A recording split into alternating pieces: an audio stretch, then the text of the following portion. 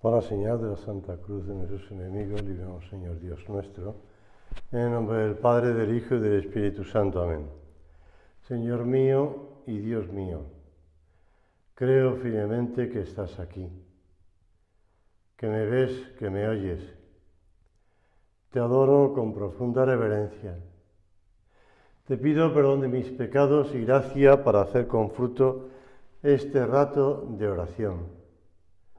Madre mía Inmaculada, San José, mi Padre y Señor, Ángel de mi guarda, interceded por mí.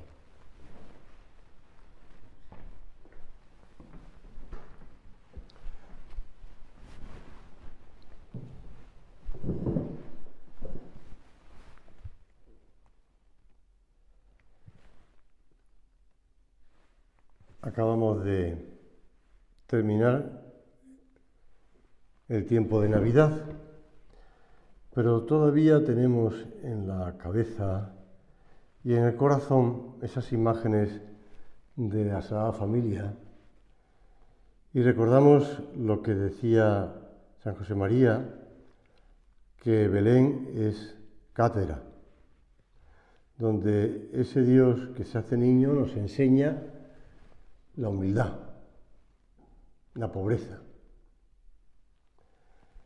Pues vamos a hablar de la humildad. Un sábado, dice San Lucas, entró él, nuestro Señor, a comer en casa de uno de los principales fariseos. Y ellos, los fariseos y los príncipes de los judíos, le estaban observando. Por decirlo así, no lo dejan ni comer tranquilo. En todo momento le están observando. Y el Señor pasa a proponerle un poco más adelante una parábola. He saltado del versículo 1 del capítulo 14 al versículo 7. Al notar cómo iban eligiendo los primeros puestos. Cuando alguien te invite a una boda, no vayas a ponerte en el primer puesto, no sea que otro más distinguido que tú haya sido invitado por él. Y al llegar el que os invitó a ti y al otro te diga, cédele el sitio a este. Y entonces empieces a buscar, lleno de vergüenza, el último lugar. Al contrario, cuando te inviten, ve a ocupar el último lugar, para que cuando llegue el que te invitó te diga, amigo, sube más arriba. Entonces quedarás muy honrado ante todos los comensales, porque todo el que se ensalza será humillado, y el que se humilla será ensalzado. El marco de la comida a la que ha sido invitado nuestro Señor es ocasión para varias enseñanzas. Y aquí, con esta parábola, desarrolla una lección de humildad. Explica Santa Teresa de Ávila. Como hay varias santas Teresas, hay que explicar cuál de ellas es. Todas son muy buenas santas y muy buenas Teresas, pero una es de Jesús o de Ávila.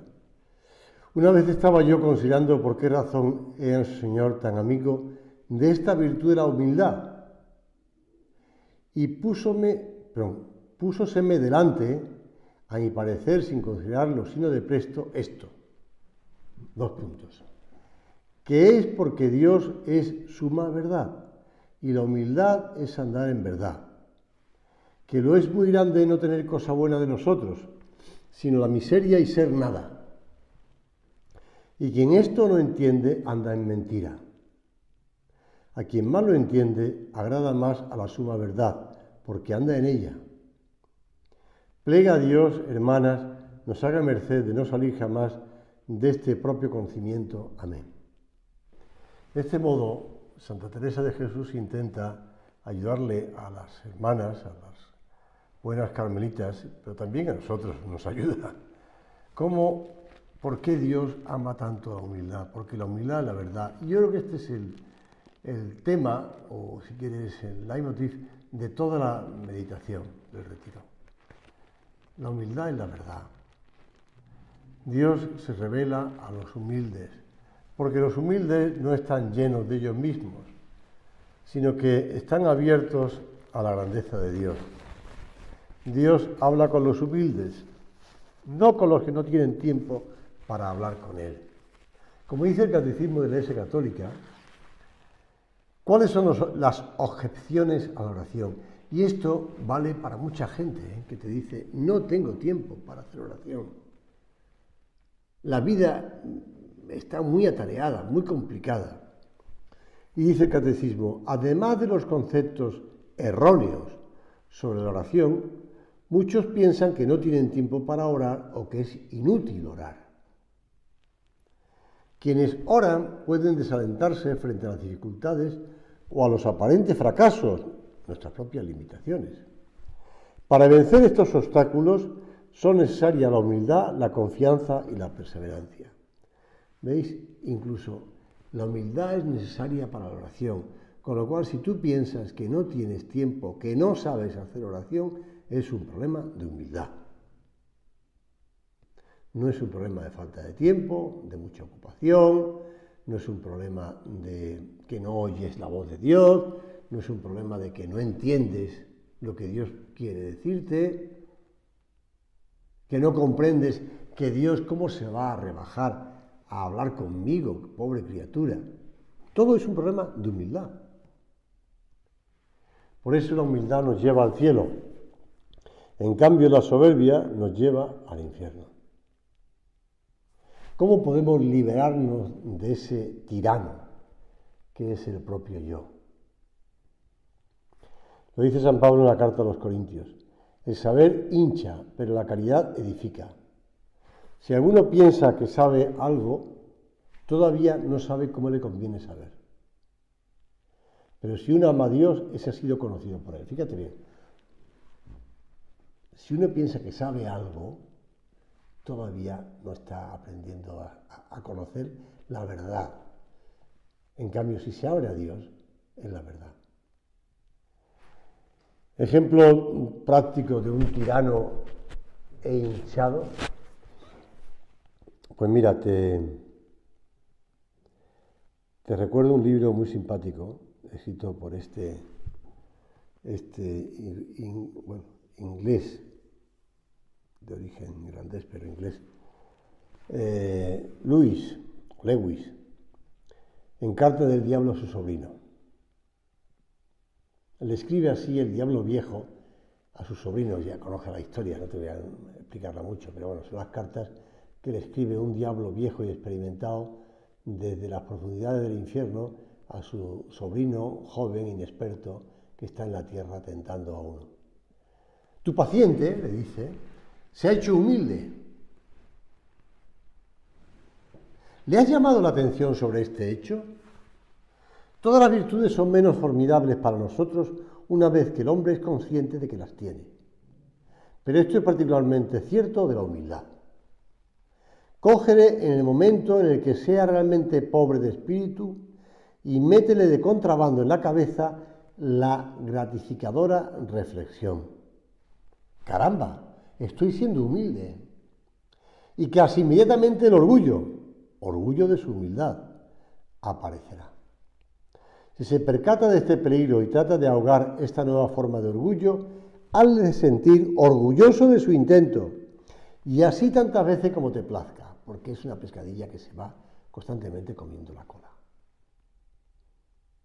Pero no intentes esto durante demasiado tiempo, no vayas a despertar su sentido del humor y de las proporciones, en cuyo caso simplemente se reirá de ti y se irá a la cama. Puede decir, qué tonto soy. Pero continúa el libro de Carta del Diablo a su sobrino. Hay otras formas aprovechables de fijar su atención en la virtud de la humildad. Con esta virtud, como con todas las demás, nuestro enemigo, se refiere a Dios, claro, quiere apartar la atención del hombre de sí mismo y dirigirla hacia él y hacia los vecinos del hombre. Todo el abatimiento y el autoodio están diseñados a la larga solo para este fin. A menos que alcancen este fin, nos hacen poco daño e incluso pueden beneficiarnos si mantienen al hombre preocupado consigo mismo. ¿Veis? Lo que en el fondo le está diciendo el diablo viejo es que lo que tiene que hacer es pensar en él mismo. En consecuencia, debes ocultarle al paciente la verdadera finalidad de la humildad. Déjale pensar que es no olvido de sí mismo, sino una especie de opinión una mala opinión de hecho, acerca de sus propios talentos y carácter. Algún talento, supongo, tendrá realmente. Fija en su mente la idea de que la humildad consiste en tratar de creer que esos talentos son menos valiosos de lo que él cree que son. Lo mejor es hacerle valorar una opinión por alguna cualidad diferente de la verdad. Por este método, a miles de humanos, dice el experto Diablo, se les ha hecho pensar que la humildad significa mujeres bonitas tratando de creer que son feas y hombres inteligentes tratando de creer que son tontos. Y puesto que lo que están tratando de creer puede ser en algunos casos manifiestamente absurdo, no pueden conseguir creerlo. Y tenemos la ocasión de mantener su mente dando continuamente vueltas alrededor de sí mismos. Este es el problema. La soberbia nos lleva a darnos vueltas a nosotros mismos.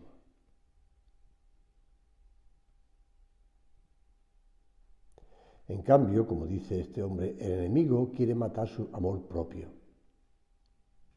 Porque nunca debemos olvidar el que es el rasgo más repelente e inexplicable de nuestro enemigo, de Dios. Él realmente ama a los bípedos sin pelo, caso, que él ha creado y siempre les devuelve con su mano derecha lo que les ha quitado con la izquierda. Señor, es una parodia, ¿no? Pero una parodia muy significativa de lo que es la humildad, o cuál es el intento del demonio en nuestras vidas. Darnos vueltas alrededor de nosotros mismos. Y en cambio, lo más importante no somos nosotros mismos, sino que eres tú y los demás. Por eso, la humildad favorece nuestra relación con Dios, con los demás y también con nosotros mismos, porque nos pone en el lugar que merece la pena. El que después fue León XIII, Joaquino Pecci, escribe en un libro, hablando del Tratado de la Humildad, dice: abre los ojos del alma y considera que no tienes nada de qué gloriarte. Tuyo solo tienes el pecado, la debilidad y la miseria. Y en cuanto a los dones de naturaleza y de gracia que hay en ti, que segurísimo que los hay y muchos, solo a Dios, de quien los has recibido como principio de tu ser, pertenece la gloria. Por eso nos aconseja este hombre: persuádete en lo más íntimo de ti de que no hay en el mundo cosa más vana y ridícula que querer ser valorado por dotes que has recibido en préstamo de la gratuita liberalidad del Creador.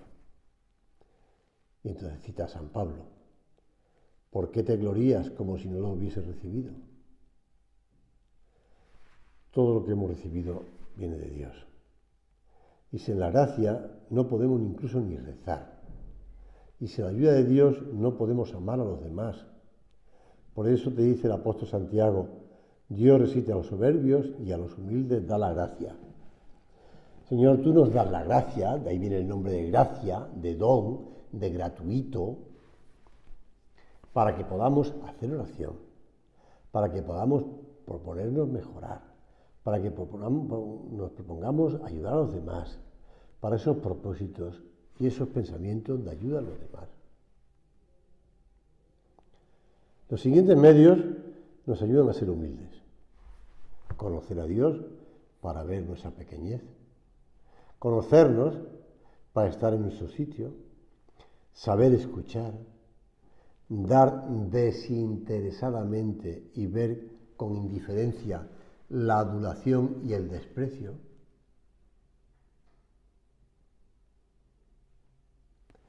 No olvides que el infierno se construye en esta tierra con la soberbia. Por el contrario, con la humildad construimos sobre la verdad y la caridad. La verdad de nuestra dada y la apertura, el cariño a los demás. Crecemos en humildad llenando nuestro corazón de Jesús y olvidando nuestra propia dignidad de pensar que somos estupendísimos, que estamos llenos de virtudes, de talentos. Te hablaba antes de este autor, que después fue elegido Papa, León XIII, Pecci. Dice, San Bernardo nos ha dicho que María se ha humillado como ninguna otra criatura y que siendo la mayor de todas se ha hecho la más pequeña en el abismo profundísimo de su humildad. Gracias a esto, María ha recibido la plenitud de la gracia y se ha hecho digna de ser Madre de Dios. Fíjate, la apertura de la humildad no es simplemente a que Dios te vaya llenando, sino que Dios te va escogiendo, te va ayudando, te va eligiendo para un camino grandioso. Y a la mujer más humilde, el camino más grandioso, la Madre de Dios. Por eso le pedimos a la Virgen, te lo recomiendo que lo hagas todos los días. Un buen momento para pedir la humildad, yo eso lo he aprendido de San José María, lo hacía en la Santa Misa. Pídele a la Virgen que te alcance esta virtud. María, dice Pecci, o León XIII, se la pedirá a ese Dios que ensalza a los humildes y reduce a la nada a los soberbios. Y como María es omnipotente para su Hijo, puedes estar seguro de que será oída. Estamos comenzando el año. Comenzar un año, bueno, todos hemos visto los mensajes que se han mandado de dejar ya por fin el año 2020, de que el año 2021 venga bien, que no sé cuánto, que no sé qué. Lo importante es nuestra vida personal, lucha personal, trato personal con Dios y con los demás. En medio de las circunstancias que sean, que te caen toneladas de nieve, como ha caído en Madrid estos días, que te viene la pandemia, que si tal, pues da igual, lo importante, bueno, no da igual, ya me entiendes, ¿no? Son cosas tremendas, ¿no? Pero lo importante es tú con Dios, ¿cómo estás? Tú con los demás, ¿cómo estás? Por eso se trata de comenzar y recomenzar. No de año nuevo, vida nueva, sino como le gustaba decir a San José María, año nuevo, lucha nueva. Comenzar y recomenzar.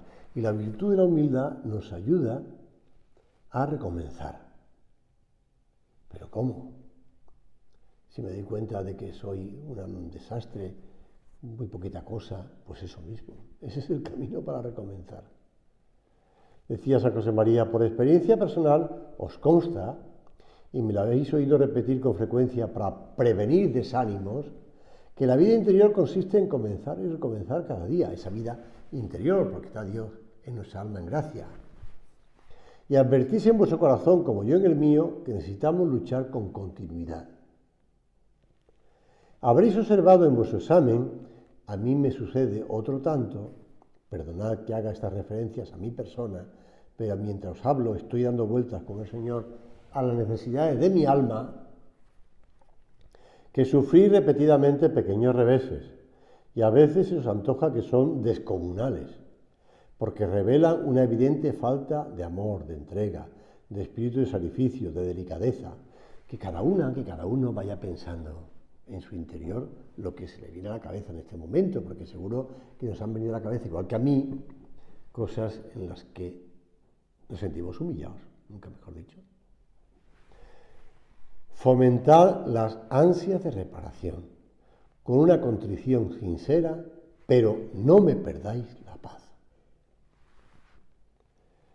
Jesús, tú prometes el reino de los cielos a los que se hacen como niños. Pero, ¿en qué consiste ser niño? Te contesta la propia Santa Teresita del Niño Jesús, y la otra Teresa, bueno, hay más, varias más, la del Niño Jesús o de Lisieux, en reconocer la propia nada. Hacerse niño es reconocer la propia nada. La humildad es la verdad, y la verdad es que somos nada. Si identificamos el obstáculo principal, el propio yo, podemos recomenzar a aprender a ser humildes. Esta es una frase del beato Álvaro del Portillo. Recomenzar a aprender a ser humildes.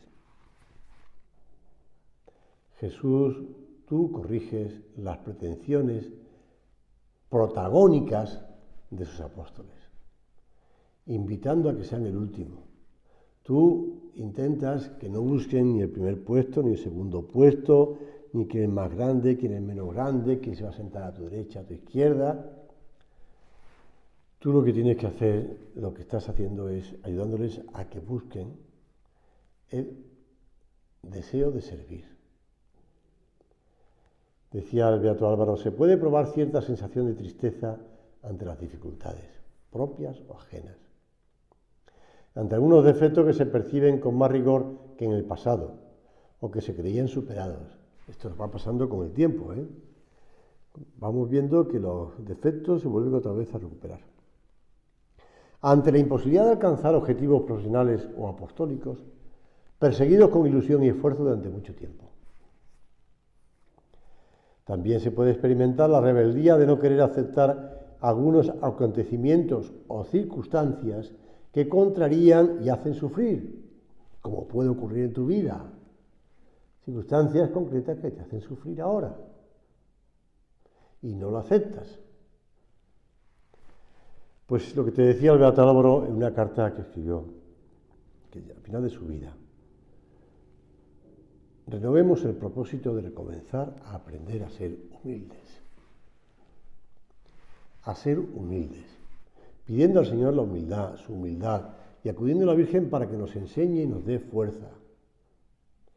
Este es el sentido de las palabras del Señor. Venid a mí todos los fatigados y agobiados, y yo os aliviaré.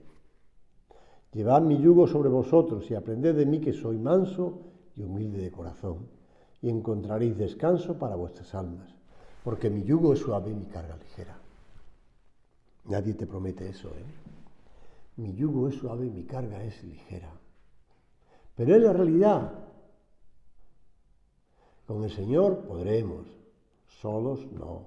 Solos nos iremos enterrando dentro del agujero que va escarbando nuestro propio amor propio. Por eso, en la oración, te decía al principio, aprendemos a ser humildes. Escribía en Surco, la oración es la humildad del hombre que reconoce su profunda miseria y la grandeza de Dios, a quien se dirige y adora, de manera que todo lo espera de Él y nada de sí mismo. Señor, en ti pongo mi confianza y no quedaré confundido. En cambio, si en mí pongo mi confianza, sí, me desorientaré, me perderé, me agobiaré, me enfadaré, me entristeceré. Y si veo que no consigo, pues otra vez. Solo se recupera la paz cuando en lugar de razonar y reflexionar en nuestro interior sobre lo que nos pasa, procuramos dejar de lado esas preocupaciones y volvemos a Cristo. Recomendar a aprender a ser humilde, pedía el beato Álvaro. Porque reaparecen los brotes del yo, que se infiltran por todos los requisitos, por todos los resquicios, perdón. Y la humildad es la verdad de reconocer nuestra nada y de abrir espacios al amor de Dios que nos va llenando de amor a Dios y amor a los demás, claro está. Por eso, si alguien se siente pesimista o si a alguien le viene el pensamiento del pesimismo, recuerda que un cristiano siempre es optimista. No el optimismo después de haber bebido unas botellas o unos vasos, lo que sea. Es un optimismo, decía San José María en Forja, que hunde sus raíces en la conciencia de la libertad, somos libres, y en la seguridad del poder de la gracia. Un optimismo que lleva a exigirnos a nosotros mismos, a esforzarnos por corresponder en cada instante a las llamadas de Dios. ¿Te desanimas porque ves tus defectos? ¿Te desanimas porque ves que no avanzas nada? ¿Te pierdes la alegría porque te comparas con otras personas y ves que ellos tienen muchas más cosas, muchos más talentos, hacen más cosas, o son mejores que tú, o tienen tantas cosas que tú no tienes, que te gustaría tener, lo que tú quieras? Pero eso es pesimismo, eso es tristeza. Y un cristiano nunca puede estar triste. A mí me llama la atención que a la pregunta, ahora que estamos en tiempos de comienzo de año, de entrevistas a personajes del año, etcétera, etcétera, sobre cuando le preguntan a un personaje de estos famosos, si se arrepiente usted de alguna cosa que ha ocurrido en su vida, que haya hecho en su vida, la mayoría contesta que no se arrepiente de nada de su vida pasada. Yo no me arrepiento de nada. Pues mira, yo te voy a decir una cosa, que la condición humana conlleva equivocaciones, fallos, errores y pecados. Es decir, hacer el mal o dejar de hacer el bien, ya sea por acción o por omisión, consciente o inconscientemente. Cualquier persona normal, con un poco de cabeza y de humildad, lo puede ver. Así es que no me arrepiento de nada, es una tontería. Señor, yo me he arrepentido muchas veces, lo digo ahora delante de ti, y te pido perdón. Pero tú me dices, bueno, pues venga, ahora a recomenzar. Con la alegría de saber que no tienes que cargar como el caracol, con la casa a cuesta. Deja tus miserias a mis pies y tú vete. Sigue, adelante. Esto no recuerdo dónde lo tenía apuntado, pero Juan porque digo es el nombre, en una tertulia con el prelado del Opus Dei, explicó que se dedica a la venta de langostinos. Bueno, cada uno puede tener una profesión muy noble. Y contó el pesimismo que había notado en muchos de sus colegas. Pidió al prelado del Opus Dei unas palabras para alimentar la visión positiva. Y le contestó, si tú tienes ese optimismo, venderás todavía más langostinos, porque dirán, de esta persona me puedo fiar, veo que hace las cosas con alegría. La alegría es una parte esencial de los hijos de Dios. No hay ninguno que no pueda estar alegre, aunque padezca una enfermedad, aunque sufra una contradicción. Y continuando en el mundo de la empresa, un tal Luis le preguntó en esa misma tertulia, dueño de una fábrica no de langostinos, sino de calcetines, expuso las dificultades que surgen a veces para compaginar las tareas profesionales y familiares con las normas. Esto que hablábamos antes de que no tengo tiempo para hacer oración. Y le contestó el prelado, yo entiendo que tenéis muchas ocupaciones, pero fíjate, si los calcetines, por falta de atención, por falta de cuidado de la maquinaria, por falta de interés en el personal, saliesen deshilachados, la gente no los compraría. Tú estás metido en el negocio de Dios y por tanto tienes que cuidar ante todo lo primero de este negocio de Dios, que son las normas de piedad. La oración. Así que de pesimismo nada, la alegría, porque la alegría vende más,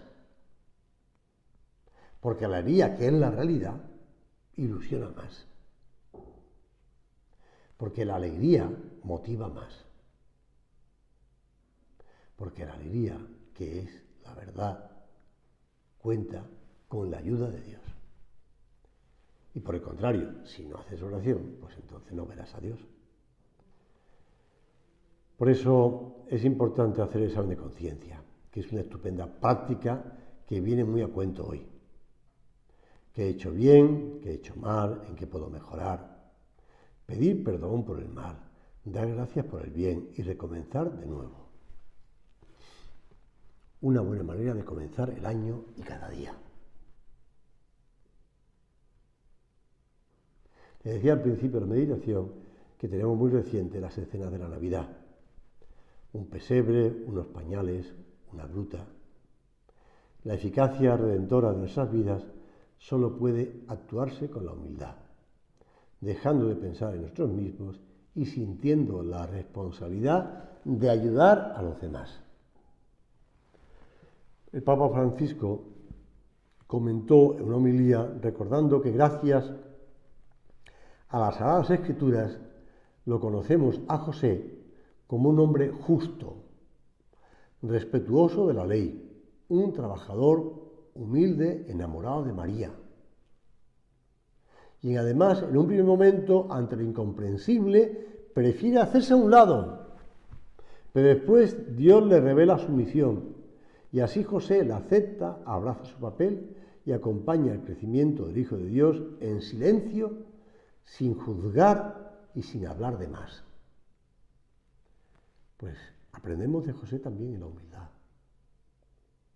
La humildad para estar con María mirando a Dios y pensando siempre en los demás, en el lugar donde Dios te ha colocado. Aunque tú pienses que te viene grande, aunque tú pienses que no podrás, o al contrario, piense que hay lugares más importantes, y no es verdad.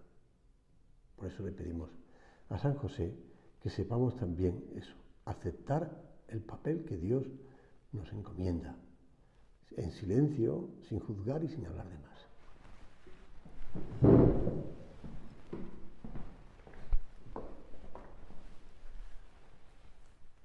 Te doy gracias, Dios mío, por los buenos propósitos, afectos e inspiraciones que me has comunicado en esta meditación. Te pido ayuda para ponerlos por obra.